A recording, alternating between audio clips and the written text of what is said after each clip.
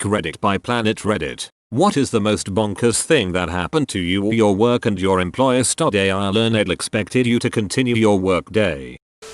Right after Hurricane Sandy, the bank I worked for had no power for days, so obviously we couldn't do any banking. Rather than just close, my manager insisted that the entire staff show up for shifts as usual, just so we could sit in our normal seats in our uniforms and winter jackets to tell any customers who wandered in that we didn't have power and couldn't help them with anything at all. Just about every single person asked us some variation of "then what the hell are you doing here?" It sucked. On the bright side, you got paid for doing nothing. I'd rather not get paid than sit in a freezing cold bank for 8 hours a day. Burn money for warmth. I was working at a pet store and was used to being bitten by the pets we sold. Hamsters, ferrets, birds, no big deal. This day, however, as I was helping a woman who had brought her dog in, it attacked me. Luckily it was a smallish medium-sized dog, so it didn't get my face. But I had big bleeding holes all up and down one arm.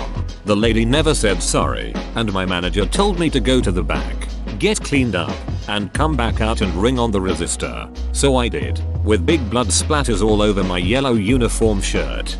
Now that's a shitty boss, opening the company up to a lawsuit if you had gotten an infection or a permanent injury when you were on the clock, not allowing you to seek immediate medical treatment or stopping that customer and getting her information. I hope you quit that job and complain to corporate if this was a chain store. Not only that, but the first thing that I'd be doing is confirming that the dog had all its shots. Rabies is not anything to fuck around with, and if I remember correctly, it can lie dormant and then randomly incubate years later. If Ops Day wasn't ruined before, it sure is now. The air conditioning broke down and people started passing out from the heat, but they let us take our ties off, so that was generous. I worked at a restaurant when the AC broke. It was 85 degrees Fahrenheit plus for a week or more. My manager told corporate to get someone to come fix it, and they did knuckle. Finally a customer complained to corporate that the restaurant was too hot and they fixed it the next day. That's exactly how we got the AC fixed at my job too. Customer complaints go miles further than employee complaints. Sometimes I outright encourage customers to do this. It's too hot in here. Oh, isn't it terrible? Here's the number to corporate to complain. Hurricane Katrina was going to make landfall that day, and the owner of the restaurant I was managing at the time got super pissed when I said I wasn't coming in. He wouldn't accept that, and kept bargaining with me. "Okay, you can go in for 4 hours, and I can get other manager to come relieve you." No, he was like, "Well, go hide your keys then so we can have someone else pick them up." Absolutely. After the storm hit and devastated New Orleans, the owner was calling me because they needed people to open the restaurant. The roof had blown off of my house, and I was asking him where was I going to live while I worked for him. He said to just get a hotel, as if he was paying me enough to afford such a thing. I also think hotels were pretty well full, not sure. I really don't get that, not at all. None of it. I mean, not seeing how a personal situation affects someone. Yep, but a whole devastated region and you still think of opening before anything else? What the yuck? Also, I forgot to add, he did get the restaurant opened very quickly after the storm. Like before everyone else. Business was booming temporarily, but the company has gone out of business since because he thought he could drop the Bennigan's branding and come up with his own stuff. He came up with shenanigans. Sounds familiar, right? Like the movie Waiting? This was filmed in one of his Bennigan's locations that was just outside New Orleans. Hey father, what's that place you like to eat at so much? College professor, not a boss. In college, we had our final semester presentations that counted for 60% of our grade. I was on blood thinners at the time, and the night before my presentation, I had an accident in the home and split my head open. 12 hours later, it was still bleeding. First thing I did in the morning was email my professor with an explanation and a timestamped photo of blood running down my face. I asked if I could present the following day instead and said that was not possible without a doctor's note. I had to go to the doctor, pay a $32 copay just so the teacher could write on a note, "Philip's head will not stop bleeding because of medication he is on. I can't believe I had to write you this note." Should have gone to class and tried to do your presentation. Maybe go out of your way to pass the dean or security guard. 100% just stand at the front and start talking. Don't bring a towel or anything, just let the blood run down your face while you make your presentation. Prof will look real stupid real quick. Just put up the email with the professor on the projector and talk about the difference between being right and doing the right thing, in a purely ethical philosophical way. I told my employer I was moving across country and that my last day was in 2 weeks. The day came and they called me as I was on the road asking if I was going to come in. My boyfriend had a similar experience to this. He didn't move across the country, but he did change jobs industries. Gave his old bosses 2 weeks. They were all really happy for him about his new job. All was well. He worked his last day. They threw a little lunch party for him. He said goodbye to everyone, then went to his new job the following day, at which point, his old boss and several co-workers called him freaking out, asking him where he was and why he wasn't at work. His phone was off and in his locker, as it was his first day at his new job.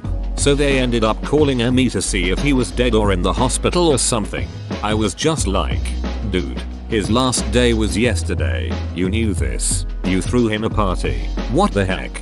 Haha. Similar experience here. I negotiated with my boss to take 5 months off because I was going overseas. At first they said no. So I said fine, I'll just resign, and they backtracked. Gave me the 5 months off unpaid, which is what I wanted. Did all the paperwork. Had a mini sort of going away do for lunch on my last day. Then had a final weekend off to get some of my things in order. Monday rolls around. I'm about to board my plane when I get a call from our administration. You're late for work. No, I'm going overseas. Turns out no one bothered to process my forms or find a replacement for my 32 hours contract. WTF. There were only 7 people in my department. 2. It wasn't like I wouldn't be missed. Edit. I gave them like 3 months notice too. Dave's not here, man.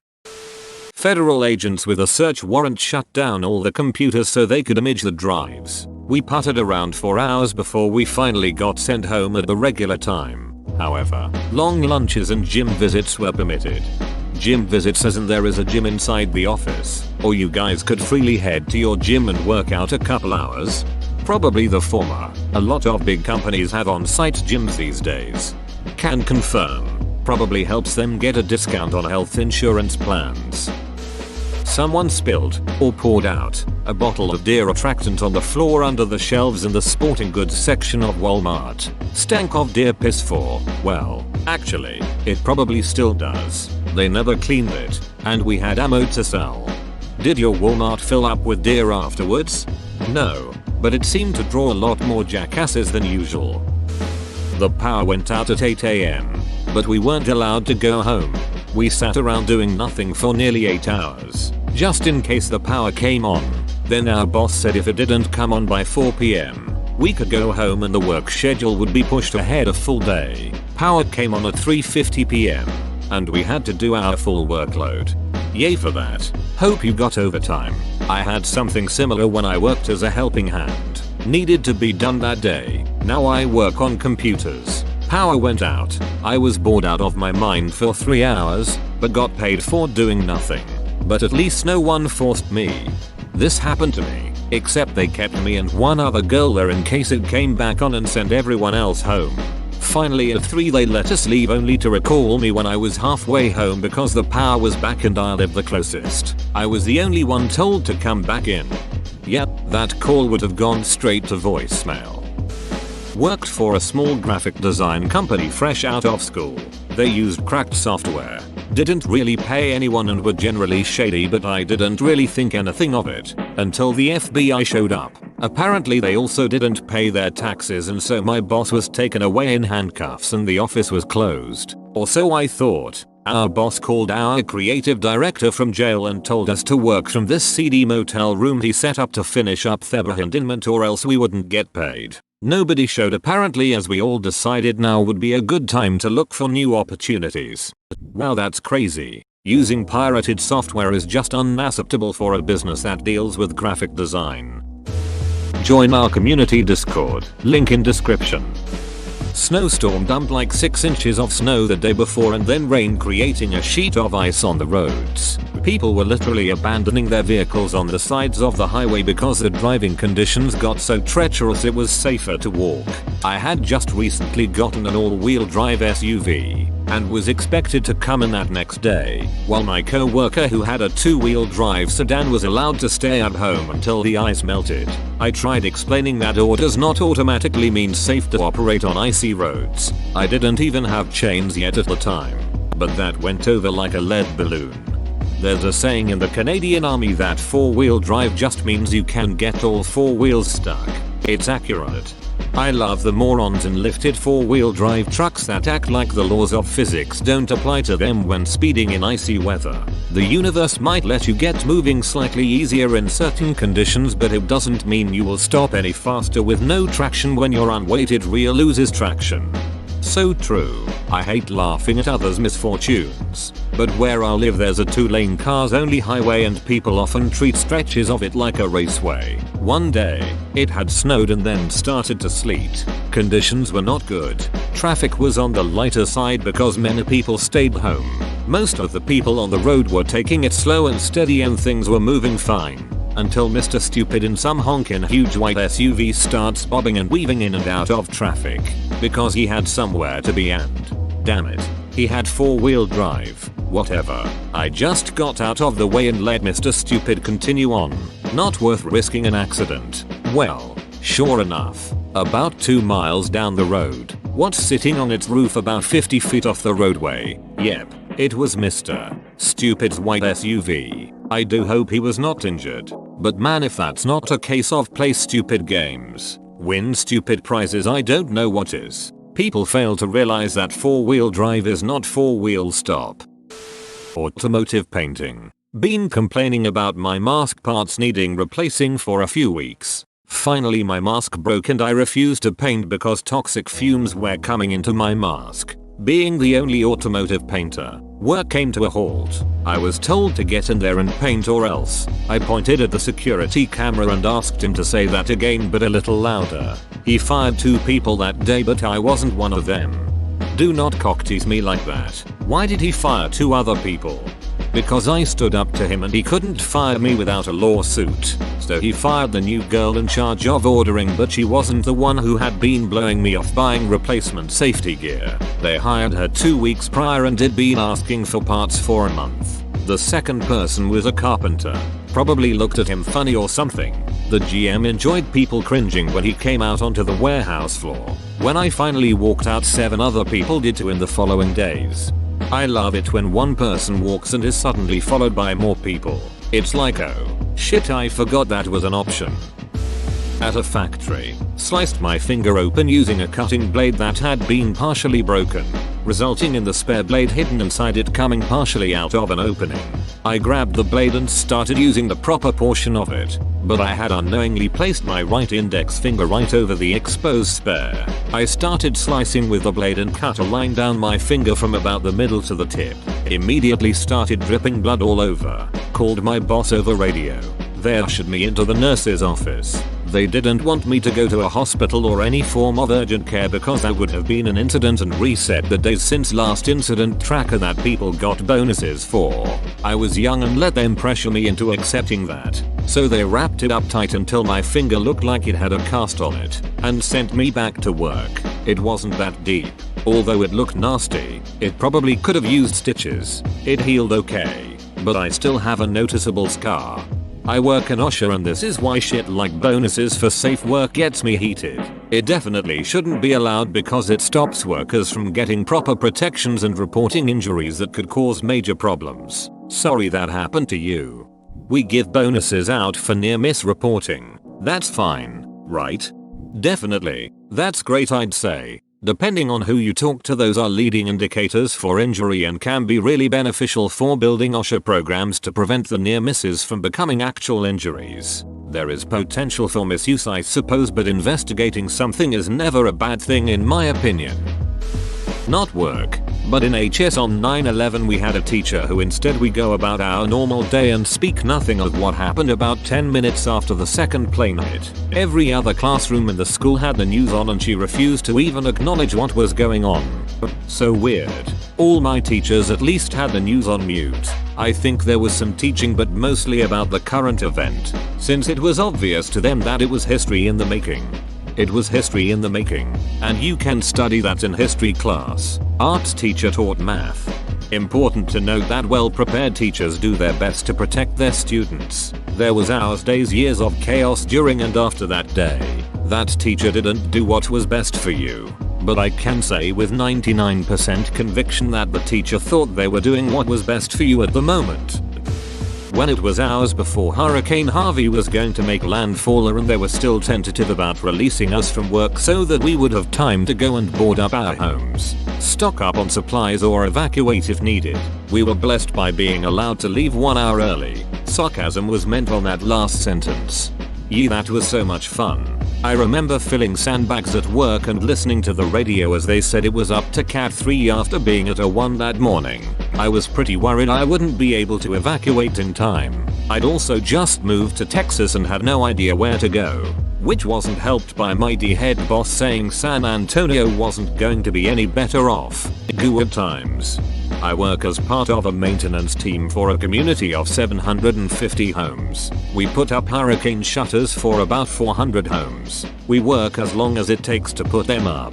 Hurricane Matthew was expected to make landfall just south of us, and we got a late start in putting up shutters. I worked 16 hours days so I had time to evacuate to Tampa. In the end it went north of us, and I won 1,500 at Hard Rock on 3-card poker.